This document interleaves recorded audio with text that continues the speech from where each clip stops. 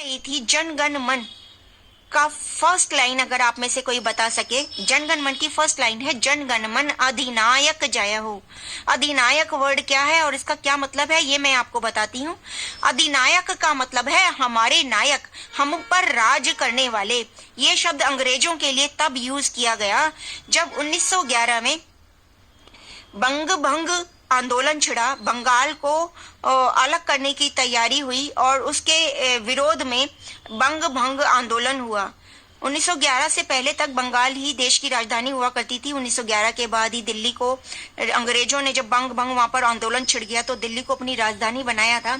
और 1911 में ही जब बंग भंग हुआ और यहाँ पर आंदोलन हुआ, यहाँ पर क्रांतियां शुरू हो गई, तो अंग्रेजों ने अपने राजा को, इंग्लैंड से जॉर्ज पंचम को भारत बुलाया और रविंद्रनाथ टैगोर, जो कि एक बहुत ही अच्छे कवि थे, उनको बोला कि उनके सम्मान में कोई गीत लिखा जाए। और तब रविंद्रनाथ टैगोर ने उनके सम्मान में जनगण मन अधिनायक जय हो गीत की रचना की।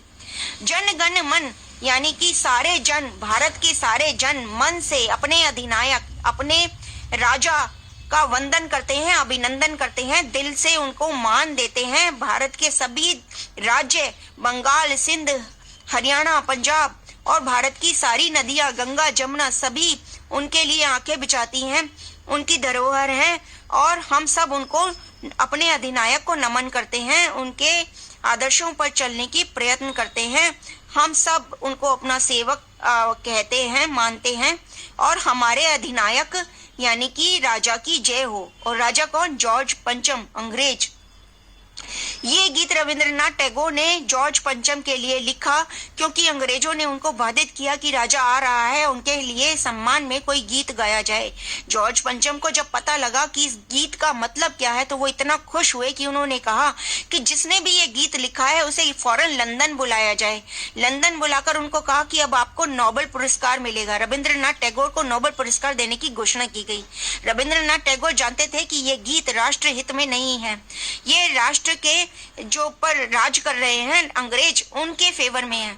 और उसने नोबेल पुरस्कार लेने से मना कर दिया। उन्होंने कहा अगर आप मेरे को नोबेल पुरस्कार देना ही चाहते हैं तो मेरी एक रचना है गीतांजलि, आप उसके लिए मुझे नोबेल पुरस्कार दे दीजिए। जनगण मन के लिए मैं नोबेल पुरस्कार बिल्कुल नहीं लूंगा। और 1913 में रविंद्रनाथ टैगोर को नोबेल पुरस्कार दे दिया गया।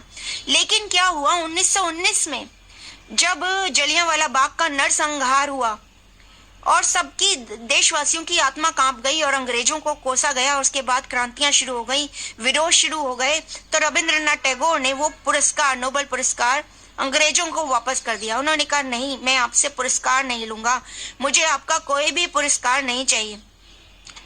और उन्होंने, जो उनके बहनोई थे रविंद्रनाथ टैगोर के, सुरेंद्र नाथ बनर्जी, जो कि इंग्लैंड में रहते थे, आईएससी ऑफिसर थे, उनको लेटर लिखा कि ये जो गीत है जनगण मन, मैंने अंग्रेजों को उनके फेवर में इसलिए लिखा क्योंकि मुझे बाधित किया गया था, ये राष्ट्रहित में नहीं है, कभी भी इसे राष्ट्रगीत ना बनाया जाए, लेकिन मेरी मृत्यु से पहले इस राज को ना खोला जाए, और जब मेरी मृत्यु हो जाए तो ये लेटर को फौरन सबको दिखा दिया जाए।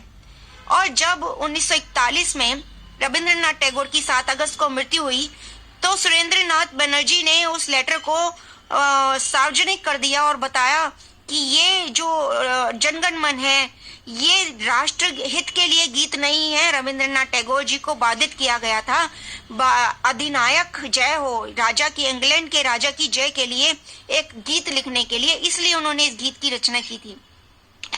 तो उस समय तक कांग्रेस की आदि रचना हो चुकी थी, कांग्रेस थोड़ी बहुत उभरनी बननी शुरू हो गई थी। कांग्रेस में भी 2 दल बने थे, एक नरम दल और एक गरम दल।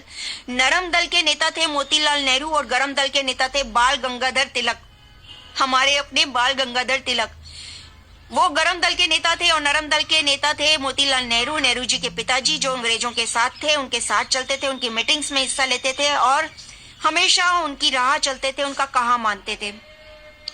जब संसद में पास हुआ कि भाई ये प्रस्ताव पास हुआ कि राष्ट्रगीत किसे बनाया जाए, तो 318 सांसदों ने, 319 में से 318 सांसदों ने वंदे मातरम का नाम लिया कि वंदे मातरम गीत को राष्ट्रगीत बनाया जाए। लेकिन सिर्फ एक सांसद ऐसा था जिसने कहा कि नहीं, राष्ट्रगीत बनाया जाए जनगण मन अधिनायक जय हो को। वो कौन था सांसद? जी हाँ, आपके अपने चाचा नेहरू। उन्होंने इसका विरोध किया और उन्होंने कहा कि इसको राष्ट्रगीत बनाया जाए। जब मामला गांधी जी तक पहुंचा, उनसे पूछा गया कि वंदे मातरम और जनगण मन से किसको राष्ट्रगीत बनाया जाए, तो गांधी जी ने कहा कि नहीं, इन दोनों में से ही रहने दो। अगर आप में मतभेद है और इसमें लड़ाइयां हो रही हैं, कोई तीसरा गीत रख लेते हैं, जैसे सारे जहां से अच्छा, हिंदुस्तां हमारा, हम बुलबुले हैं इसकी, ये गुलसिता हमारा, इसको रख लेते हैं। लेकिन नेहरू जी ने उसकी भी तोड़ निकाल लिया। उन्होंने कहा नहीं, ये गीत है जो ऑर्केस्ट्रा पर नहीं बजाया जा सकता, इसलिए हम ऑर्केस्ट्रा पर बजने वाला जनगण मन को ही राष्ट्रगीत घोषित करेंगे। और उस समय नेहरू जी की ही चलती थी भारतवर्ष में, नेहरू जी के बात को ही वैल्यू दी जाती थी और राष्ट्रगीत मनाया गया, जनगण मन अधिनायक जय हे। इसको राष्ट्रगीत बना दिया गया और वो अभी तक हमारे देश में लागू है। हम रोज इसको गाते हैं, अपने विद्यालयों में अपने बच्चों से गवाते हैं। सम्मानदायक गीत है, हमारे राष्ट्रभक्ति का गीत है। हम कोई भी राष्ट्रीय उत्सव मनाते हैं, इसको गाते हैं। देश में किसी भी विदेश के नेता आते हैं तब ये राष्ट्रगीत बड़े जोर शोर से गाया जाता है। और अनजाने में, अनचाहे हम अभी भी गुलामी में जकड़े हुए हैं, अपने आप को अभी भी हम गुलाम कह रहे हैं, बना रहे हैं। आजादी के गीत गाते हुए, आजादी के 70 साल 74 साल बाद भी हम अपने आप को आजाद मन से, तन से और गुलामी से आजाद क्यों नहीं कर पा रहे हैं? किसी का ध्यान इस तरफ क्यों नहीं गया? यही बात मैंने आपसे परसों कही थी कि बहुत ही सेंसिटिव टॉपिक है। आप जरूर सभी ऑनलाइन आइएगा और जरूर सुनिएगा मैं क्या कहना चाहती हूँ। क्यों इस तरफ लोगों का ध्यान नहीं जाता? क्यों हमारे नेताओं का ध्यान नहीं जाता? क्यों हिंदुस्तानियों का ध्यान नहीं जाता? क्यों हिंदू भक्तों का ध्यान नहीं जाता? वंदे मातरम को राष्ट्रगीत बनाने से नेहरू जी ने इसलिए मना करा था कि वंदे मातरम गीत मुसलमान नहीं गा सकते। क्यों नहीं गा सकते? क्योंकि वो मूर्ति पूजा से रिलेटेड है और मुसलमान मूर्ति पूजा नहीं करते। यानी कि डिवाइड एंड रूल की पॉलिसी जो जिन्ना ने खेली थी, नेहरू ने उसका पूरा साथ दिया। मुसलमानों को हिंदुओं से अलग करने की एक नई चाल, एक नया पासा फेंका गया और वंदे मातरम को राष्ट्रीय गीत नहीं बनाया गया। लेकिन अब नेहरू जी नहीं है, अंग्रेज नहीं है, गुलामी भी नहीं है, हम आजाद हैं। 15 अगस्त को हम अपना आजादी का दिन धूमधाम से मनाते हैं। अभी कुछ ही दिन पहले हमने अपनी आजादी का दिन मनाया। क्या तब भी आपके मन में, किसी के मन में ये ख्याल नहीं आया कि हम सुबह सुबह उठकर नहा धोकर तैयार होकर 15 अगस्त को जनगण मन अधिनायक जय क्यों गा रहे हैं? कौन से अधिनायक की जय कर रहे हैं और क्यों कर रहे हैं? क्या हम अभी भी गुलाम हैं? क्या हम गुलामी की जंजीरें काटने का साहस अभी तक नहीं कर पा रहे? ये कैसा हमारा गुलामी का फितूर है जो हमारे सर चढ़कर बोल रहा है? हमारी ये कैसी आदत है जो सुधर ही नहीं रही? और ये कैसी आदत है जो देश के नेता भी नहीं सुधार रहे? अगर आपको मेरी बात में दम लगता है, अगर आपको लगता है कि भारत से ये गंदगी साफ हो जानी चाहिए, जनगण मन अधिनायक को ही अगर हमें राष्ट्रगीत बनाना है तो अधिनायक की जगह कोई और शब्द यूज किया जाए, इसका पूरा अर्थ चेंज किया जाए, या फिर वंदे मातरम को राष्ट्रगीत बनाने की हिम्मत लाई जाए। जब हम देश में नोटबंदी कर सकते हैं, 370 ला सकते हैं, तलाक तलाक तलाक को खत्म कर सकते हैं, एनआरसी ला सकते हैं, सीएए ला सकते हैं, जनसंख्या कानून बना सकते हैं, तो क्या हम अपने राष्ट्रगीत को गुलामी की जंजीरों से जकड़े रहेंगे? क्या हम अपने राष्ट्रगीत को आजाद नहीं करेंगे? कहिए। अगर आपको लग रहा है कि हमें अपने राष्ट्रगीत को आजाद कर देना चाहिए, अपने राष्ट्र के साथ राष्ट्रगीत को भी आजादी की हवा खिलानी चाहिए, एक आजाद राष्ट्रगीत को भारत का राष्ट्रीय गान, राष्ट्रगीत बनाना चाहिए, तो इसके लिए आगे आइए, इस आवाज को बुलंद कीजिए और अपना अपना मत रखिए। भारतीय संविधान हर नागरिक को अपना मत रखने की आजादी देता है, अपनी बात कहने की आजादी देता है।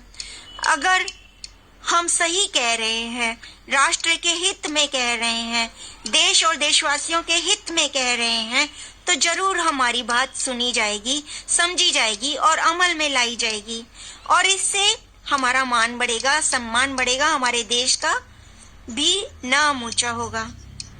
तो आप क्या कहते हैं? अगर आप मेरी बात से सहमत हैं तो नीचे कमेंट में जरूर लिखिए। आइए और अपना राष्ट्र धर्म निभाइए। हाँ या ना आप कुछ भी कह सकते हैं, आप कुछ भी कहने के लिए बाध्य नहीं हैं, लेकिन हाँ कमेंट जरूर कीजिए, अपने संवैधानिक हक का लाभ उठाइए, बहुत ही विनम्रता से, सरल शब्दों में, विनम्र शब्दों में अपनी बात रखिए, अपने अधिकार की बात रखिए और कहिए सरकार से कि हम चाहते हैं कि आजाद भारत का राष्ट्रीय गीत भी आजाद हो। सचिन गोयल जी, जय श्री